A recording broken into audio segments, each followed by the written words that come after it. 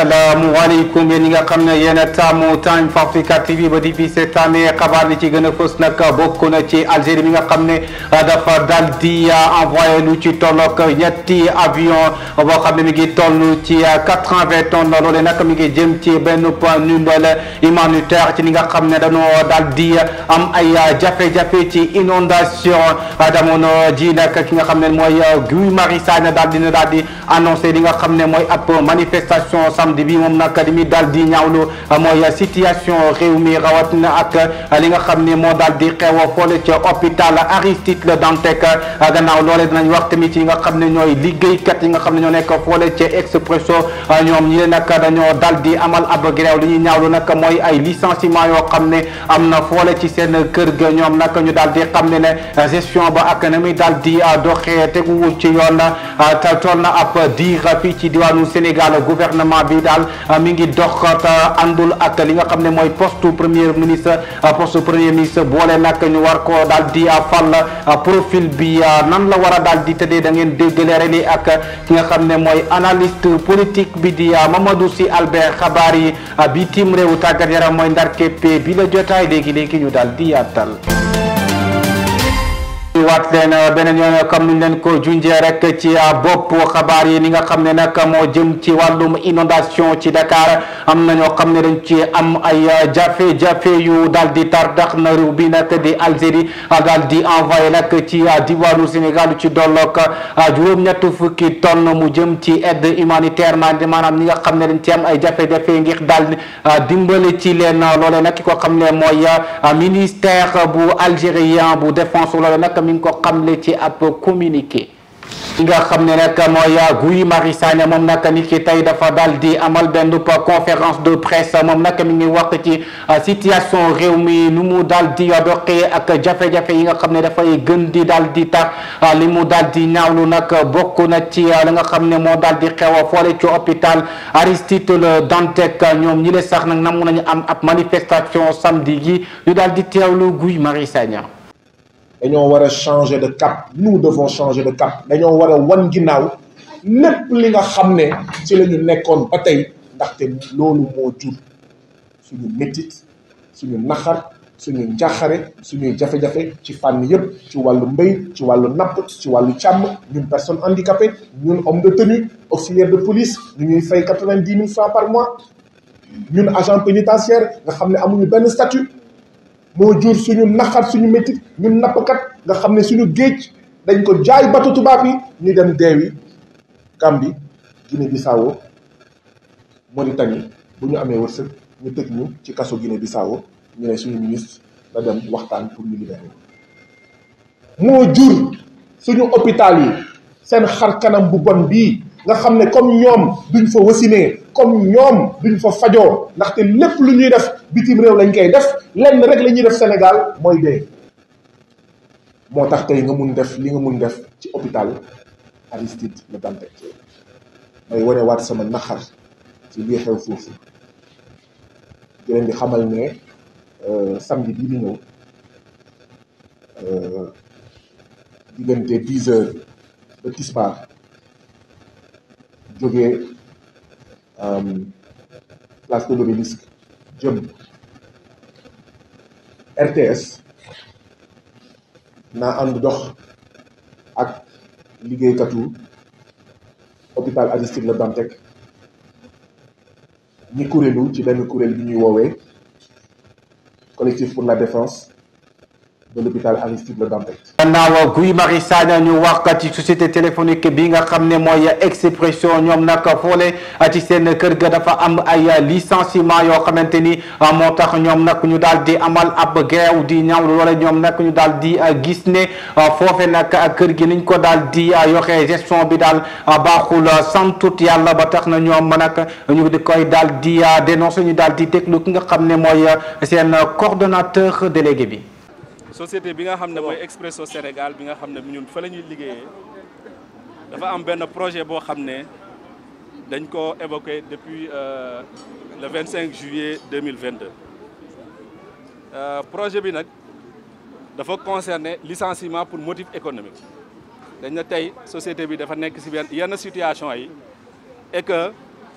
dañu bëgg a dem licencier une partie du personnel pour en fait réduire la masse salariale.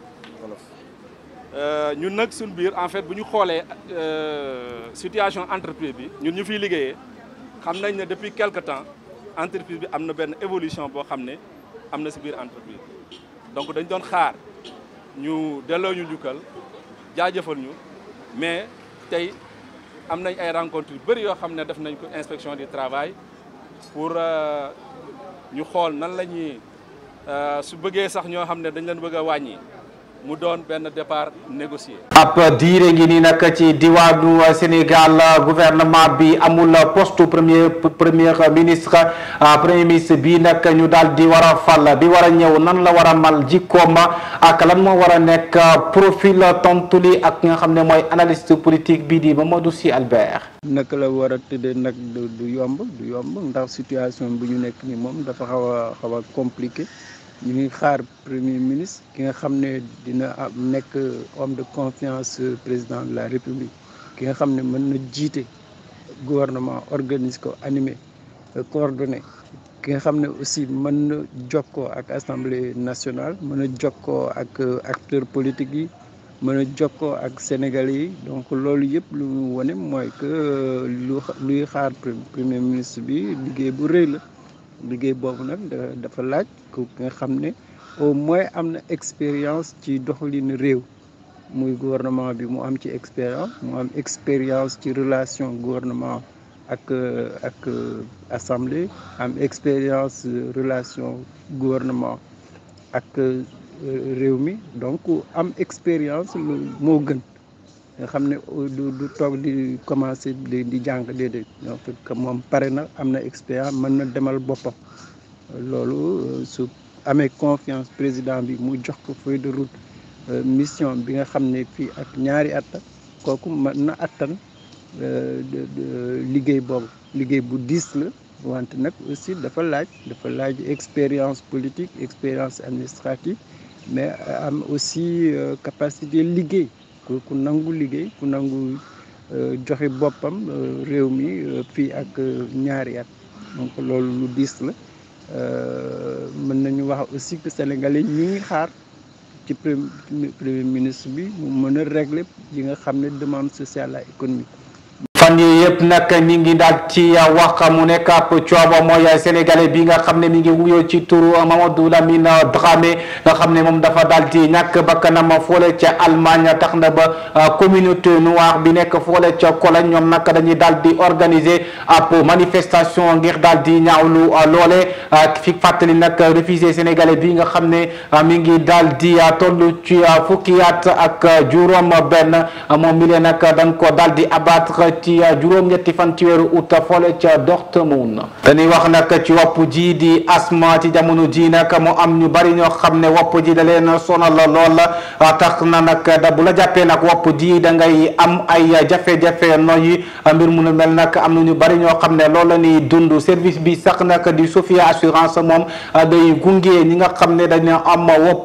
wopp ji nan lay def ak nan lay manifester ñu daal di déglu leeral li nga xamante ni Oumou Kalsoum Diallo defal nañu ko. asma nekk feebar bu metti bàyyee ko ci grec asé di tekki am mettitu nooyi di lu mën a nekk ndax day provoquer ab inflammation chronique voie respiratoire yi di luy rendre étroite ak difficile ci seen biir nit ñi souffrir d'asthme mën nañu am ay exacerbation ak ay crise d'asthme yuy déclenché wu généralement ci lu jóge ci environnement bi di provoquer cellules immunitaires yi ndax inflammation des poumons loolu di rendre respiratoire yi encore plus étroite teg si di mettre dundu patient yi en danger. En 2018 ba léegi le service Sofia bu assurance maladie mu ngi accompagner nit ñi ci fépp ci territoire bi ñi souffrir asthme ci lu tollook ci 115 000 ci atum 2022 service bi di dimbali nit ñi ngir ñu gën a miin seen feebar ak améliorer teg si adapté wu si habitude yi ngir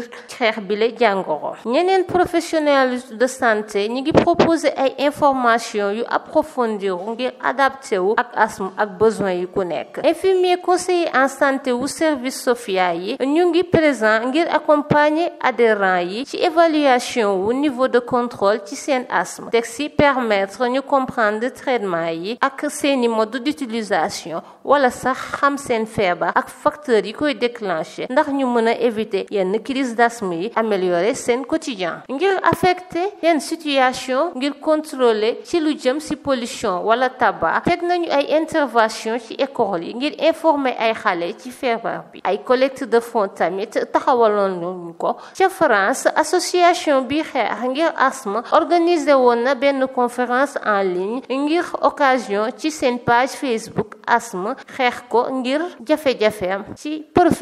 professeur Gilles Garcia ak Nicolas Roche animé woon doon nañu woon gis ci réseaux sociaux yi ak surtout association yi ay vidéo yu gàtt yoo xam ne day xamle ak fësal teg ci wane ay témoignages yu koy dund ak ay professionnels de santé asthme mën nañ jàpp ne kon feebar bu doy waar la bu métti. xabaar yi bitim réew dañu koy daal di doxee ak bateau humanitaire bi nga xamante ni UNO moo ko daal di affrété ngir mu daal di transporter ay céréales ukrainiennes boole ba bateau nag mi ngi daal di jugee ci talaata ji port bu Prevdeni ci sudu Ukraine boole bateau nag mi ngi daal di yëpp lu ci tolloog 23 000 tonnes ngir jëm Afrique suñu daal di sukkandikoo ci ministère ukrainien bu infrastructure ñoom nag ñu daal di jàpp ne ravitaillement bi nag dana daal di dem ba foole ca Éthiopie réew boole sax nag mu am ay ñoo xam ne dañuy dund ay jafe-jafe sécheresse ñoom nag ñu daal di gis lu ci tolloog ay centaines de millions de personnes dañoo dam ay jafe-jafe jëm ci wàllum dund te bile programme alimentaire mondial nag ñu daal di gis lu ci tolloog ñaar fukki millions yi doomu aadama dañoo am ay jafe-jafe dund bile nag ndimbal dañoo dundal lu ci tolloog téeméer millions ak xaaj ay doomu aadama ni wutali Mali jamono di nag amatut benn soldat français foole ca Mali ñi nga xam ne nag ñooy force Barkhane yooyu daal dinañ jóge foole ca réew mi gannaaw buñ fa daal di nekkeelu ci tolloog juróom-ñeenti at ngir daal di soutenir li nga xam ne mooy réew ouest africain yi ngi seen jàmmarloo ak li nga xam ne mooy jihadiste relation Mali ak France nag mu nekk loo xam ne jamono di day gën di ñagas mu fay tombanteek jamono boo xam ne ñi nga xam ne ñooy jënt bi daal di arrivé ci pouvoir foole ca Bamako ñi nga xamante ni ñooy paramilitaires yi tamit yu riis ni ngi foole noonu Israël nag ñoom dañoo daal di annoncé ci àllarba ji ne seen dañuy def rétablissement total jëm ci relation diplomatique seen diggante ak Turquie mu mel ni daal jàmm dellu si na maanaam retour ambassadeur ci ñaari réew yooyu wala nag ñu daal di décider na jàlli gën a yëkkati niveau bi jëm ci seen diggante ñaari réew yi ci relation diplomatique ngir nees la ñuy gën a def ba gën ko daal di rataxal ba tax na ñu daal di renvoyer ambassadeur ak consulat généraux yi nga xam ne moo daal di lënkale ñaari réew yooyu loole la ki nga xam ne mooy premier ministre israélien Yair Lapid daal di xamle ci ab communiqué. Corée du Nord ñoom nag dañoo daal di tiré ñaari missile yoo xam ne ñu ngi ko daal di duppee croisière ci àllarba ji fukki fan ak juróom-ñaar ci weeru août loole lañ daal di annoncé ministère défense bu sud-coréenne premier test armement bi nga xam ne amal nañ ko ci Pyongyang daanaka lu ci tolloog ay semaine yu bëree bëri Corée du Nord nag moom daal di tiré ñaari missile croisière jëm ci direction mer Jaune depuis Auchan ci province bu Pays Sud loolu AFP daal di déclaré responsable bu ministère autorité militaire américaine bu sud-coréenne ñoom nag ñu ngi daal di analyser sax détail boole gis ne destin ak li nga xam ne moo jëm ci distance volu missile boole. xabaar yi tàggat bi ñu koy daal di doore ak prochaine coupe du monde ki nga xam ne nag mooy président fédération camerounaise bu football Samuel Eto'o moom nag ni ki démb ci diwaanu Ndakaaru amal na fi ab conférence de presse wax na ci ay poñ moom nag wax na sax ki nga xamante ni mooy international sénégalais bi di Sadio Mané ñu daal di déglu ki nga xamante ni mooy Samuel Eto'o. J'ai toujours été un garçon très ambitieux et mais c'est d'abord l'Afrique. C'est d'abord l'intérêt de l'Afrique. Il faut que l'Afrique soit au podium et comme numéro 1. Si c'est le Cameroun, je serai très très heureux. Si c'est le Sénégal, je le serai autant. Donc, et puis, j'ai dit, il faut qu'il y ait une stabilité dans une fédération. Il faut qu'il y ait une continuité. Et Aliou Cissé est en train de faire un très très grand boulot. Et je suis vraiment content et heureux pour lui, fait qu'il soit devenu champion d'Afrique. Dans mon pays, le Cameroun, le Sénégal a été champion d'Afrique. J'aurais voulu. Pour mon jeune frère Sadio Mané, il n'a rien à faire. Il a joué. Ça ne dépend plus de lui. Mais pour nous, pour moi personnellement, je ne sais pas pour vous, pour moi personnellement, il est le meilleur joueur au monde. Le reste ne compte pas pour moi.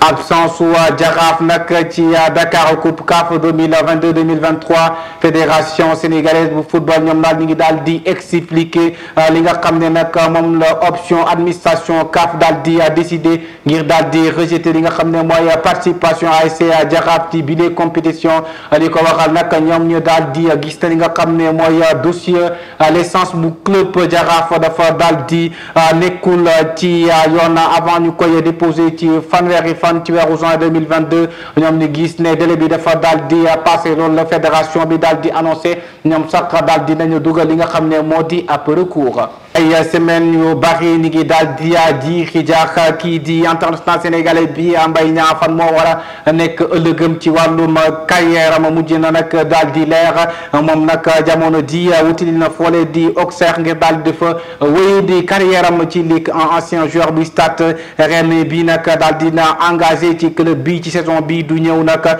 moom nag dana daal di sol numéro 11 ki nga xam ne nag mooy Cristiano Ronaldo ñu ci bari ñu ngi koy jàmm baaraamu tuuma di àdduna dafa bëgg a daal di jóge ci fii di club bi di Manchester United nag li nga xam ne nag ay rumeur la yoo xam ne mi ngi tas ci àdduna ci fan yu ñëw kii di international bi dana ci indi ay leeral ci talaatay ni ki démb sax Cristiano Ronaldo match bi nga xam ne daal dina ko amal lu mel nag convaincre ki nga xam ne mooy Gary Neville di ancien club bi. baaxi tàggat yaram mi sax moo yëkkati jotaay bi di leen jox dig daje ci beneen jotaayu xabaar ci télévision bu mag bi Time for Africa télé bi nga xam ne mooy wax ak ñun di wax ak yéen seen mbégte sunu bànneex.